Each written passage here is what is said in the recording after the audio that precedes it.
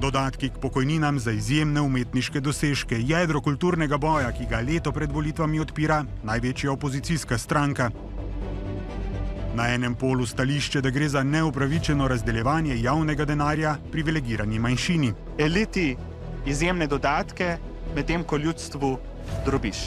Na drugi strani svarila, to so zavajanja, laži, manipulacije. Pozivam vse, da ne nasedajo tovrstnemu diskurzu. A na vprašanje, kolikšne pokojnine si zaslužijo izjemni slovenski umetniki, bodo na koncu, kot kaže, odgovorili volivci. To bo tudi referendum proti tej nori oblasti. In močan rezultat proti bo skrajšal rok trajanja te zblojene norosti.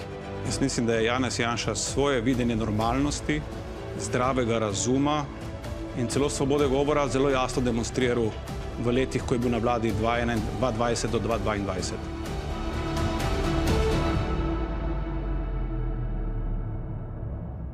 This is where our story begins. Maja Smrekar je večkrat nagrajena slovenska intermedijska umetnica. Leta 2017 je med drugim prejela tako imenovanega digitalnega Oskarja Zlato Niko na največjem in najstarejšem festivalu za umetnost, tehnologijo in družbo Ars Electronica, leto kasneje nagrado Prešernovega sklada.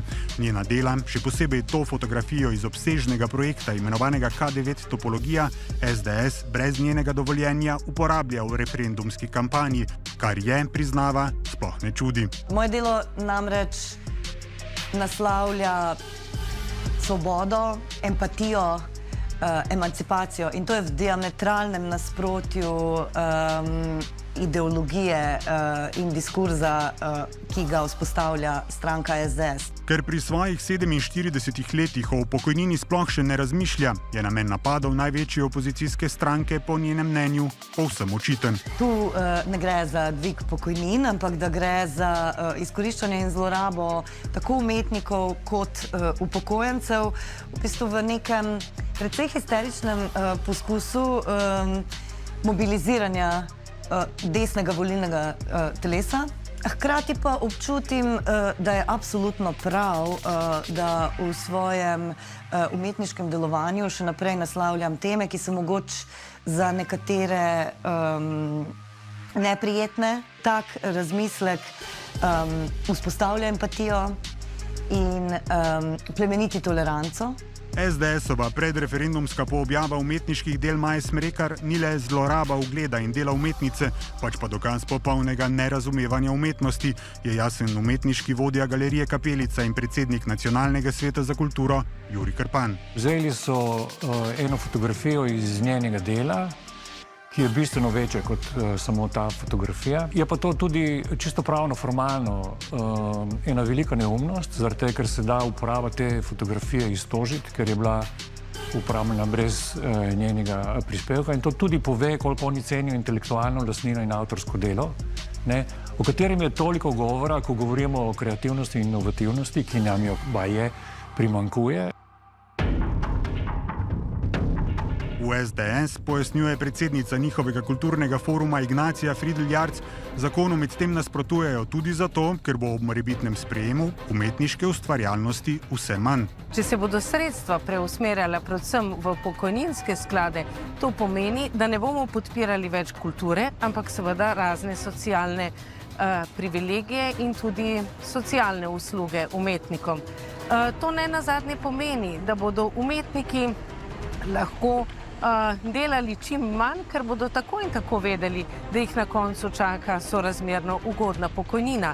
Označevanje umetnikov za leno elito, parazite, prisesance na državne jasli je dokaz nepoznavanja same stroke, polja umetnosti, je jasna pesnica, esejistka, dramatičarka, filmska in dramska igralka, tudi članica upravnega odbora Prešernovega sklada Saša Pavček. Seveda so umetniki tukaj v tej poziciji zlorabljeni. In zelo lahko je zmanipulirati nekoga, ki morda nima afinitete do tega z nekimi netočnimi podatki ali pa, ne vem, z psovkami, kot so paraziti družbe in podobno. To je zelo žaljivo in predvsem za samostojne umetnike, ki res nimajo lahkega življenja, krivično. Pobuda za referendum ni zato nič drugega kot mobilizacija volilnega telesa, je prepričan tudi pisatelj, pesnik, esejist, dramatik in režiser Vinko Möderndorfer. To, da delajo interpelacije ministrom, vladi, to se mi zdi legitimno. Ne glede na to, ali so razlogi resnični ali so samo metanje polen. Da se pa v tem odločamo, da bomo slovenski narod, ali bomo dali nekaj desetim. Na koncu, če to preračunamo, to gre res samo za nekaj 10 ljudi malo večjo pokojnino, zato ker so vse v obliki svoje umetnosti dali temu narodu. No, to se mi zdi res grozno. Nisem si mislil, mislim, da bi taki referendumi morali, ne bi smeli odločati ljudje na referendumu o takih zadevah. Gre za dodatke za elito, za peščico. Dodatki k pokojninam za izjemne umetniške dosežke, ki jih je največja opozicijska stranka skušala najprej ustaviti s posvetovalnim referendumom, zdaj pa torej zbira podpise za zakonodajnega, niso pravzaprav nič novega.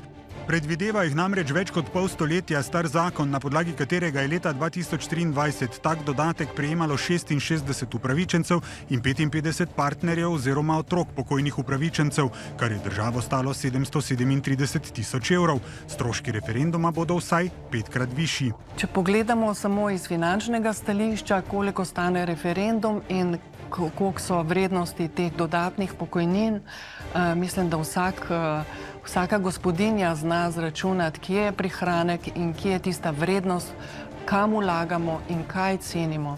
Tako imenovane izjemne pokojnine je podeljeval tudi kulturni minister dveh Janševih vlad, Vasko Simoniti. Med letoma 2004 in 2008 jo je dobilo 10 uglednih slovenskih umetnikov, v tretji Janševi vladi 7. Nihče od tistih, ki smo jih poklicali, pred kamero ni želel. Jaz apeliram na velike slovenske umetnike, največje slovenske umetnike, ki so prejeli nagrado Prešernovega sklada. Naj se oglasijo, naj povejo ljudem, ki bodo na referendumu odločali o nekem dodatku k pokojnini. Naj oni povejo, kaj si mislijo o svojih stanovskih kolegih. Ignacija Fridl-Jarc, v zadnjem Janševem mandatu državna sekretarka na Ministrstvu za kulturo, sicer v Simonitijevem podeljevanju dodatkov ne vidi nič spornega. Šlo je za umetnike, ki so prejeli Prešernovo nagrado za življenjsko delo. Podobno je ravnala Simonitijeva naslednica Asta Vrečko. Dodatek k pokojnini so prejeli 4 Prešernovi nagrajenci, a kot je že leta 2009 ugotovilo Računsko sodišče, je bilo to, kdo in zakaj pravzaprav dobi dodatek, prepuščeno prosti presoji kulturnih ministrov oziroma ministric. Tudi zato, ker 12 let med letoma 2008 in 2020 o vlogah umetnikov ni odločal nihče. V novem za opozicijo spornem zakonu so merila, kaj je izjemni umetniški dosežek, sicer jasno opredeljena. Za dodatek bi lahko zaprosili upokojeni umetniki s Prešernovo nagrado za življenjsko delo ali nagrado Prešernovega sklada oziroma državnim odlikovanjem, ki pa bi morali imeti še kakšno nacionalno oziroma mednarodno priznanje ali nagrado. Prvim bi pripadal ves dodatek, torej celotna razlika med lastno pokojnino in zneskom starostne pokojnine, odmerjene od najvišje pokojninske osnove za 40 let pokojninske dobe, kar trenutno znaša 3055 evrov. Drugi bi bili upravičeni do polovičnega dodatka.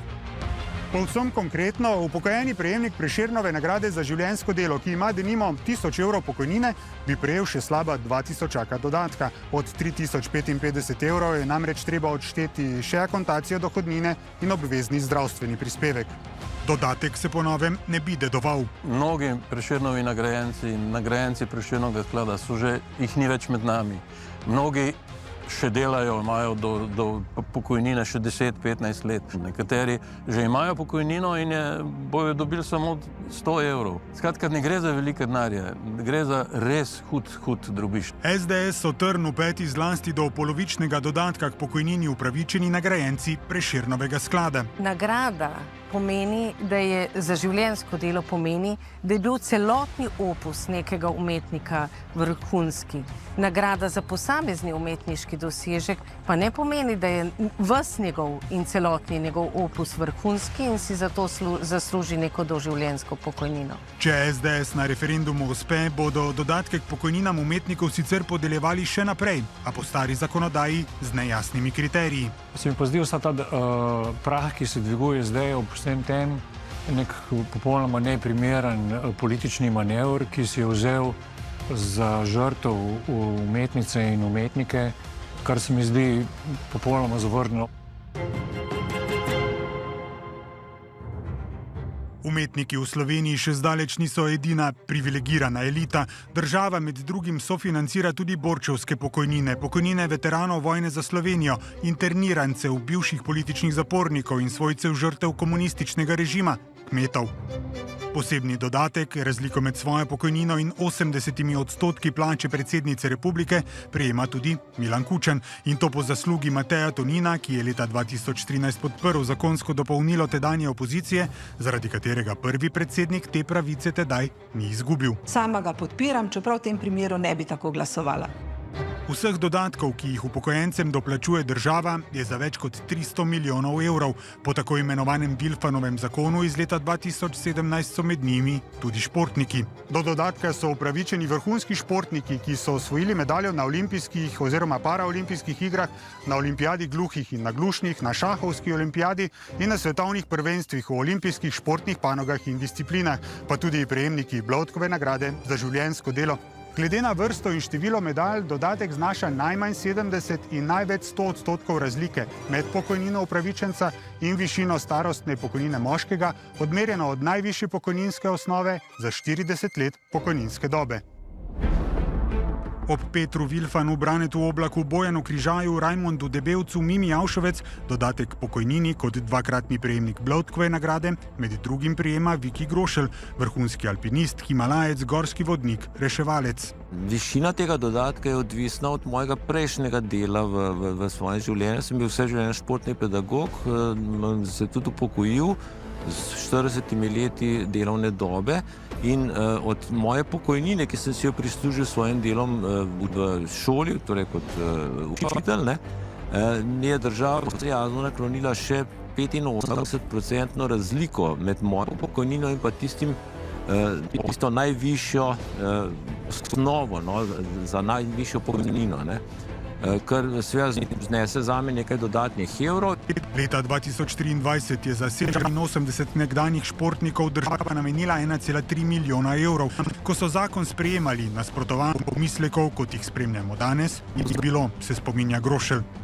Zanimivo je, da takrat leta 2017 se je to sprejelo brez kakšnih posebnih težav. Ko smo pa kot predsednik Bloudkovega odbora smo predlagali, da leta 2021 pa nekaj dodatne spremembe, ki so še popravili, bolj osmislila, smo bili prav ponosni, da so prav vse politične opcije, tako so nam povedali, v parlamentu izglasovali popravke, ki so dodatno osmislili, da je pravzaprav to nagrajevanje.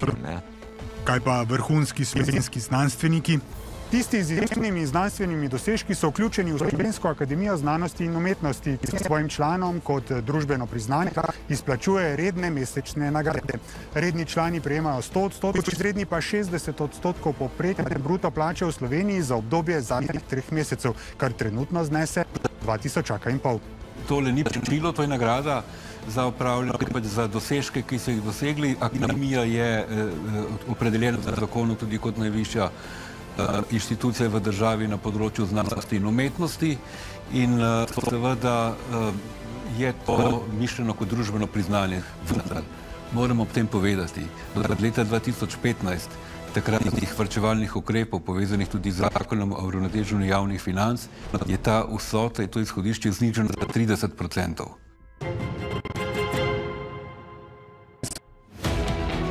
Zakaj je torej težava zgolj umetniki? Zato, ker umetniki mobiliziramo z svojim delom in delovanjem družbo k kritičnemu razmišljanju.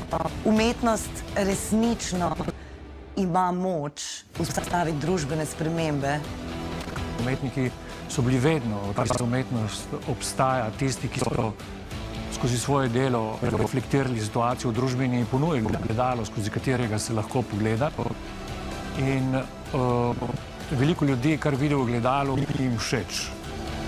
Je umetnost tisto lepilo družbe, ki dviga duha, ki človeku pomaga tudi k razumevanju svoje lastne življenjske poti, svoje osebnosti, družbene klime.